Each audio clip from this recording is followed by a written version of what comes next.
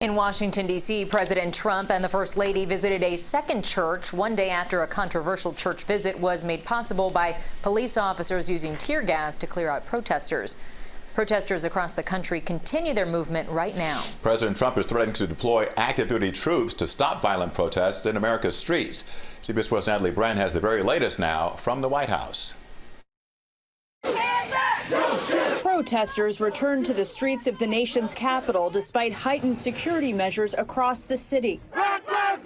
Earlier, demonstrators met the president and First Lady when they visited the St. John Paul II National Shrine. Shortly after, he signed an executive order on international religious freedom. It's a pretty consistent continuum for this president in standing up for religious rights. It was the president's second visit to a religious site in as many days.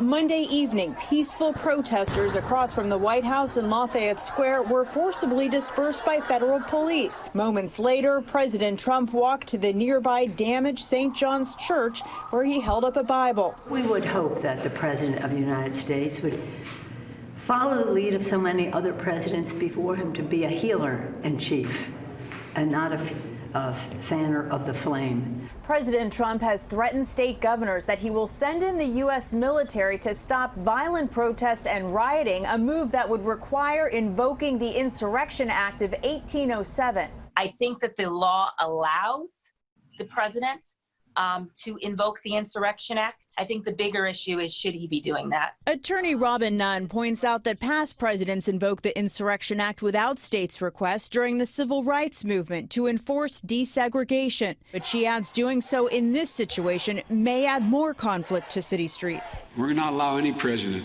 to quiet our voice. Meanwhile, the president's top political rival, former Vice President Joe Biden, visited Philadelphia, where he called for unity and reform. Natalie Brand, CBS News, Washington. Republican Senate Judiciary Chairman Lindsey Graham says its committee may hold a hearing on police use of force later this month. Look for much more on the nationwide protest tonight on the CBS Evening News with Norah O'Donnell. That's at 6:30 after CBS 4 News at 6.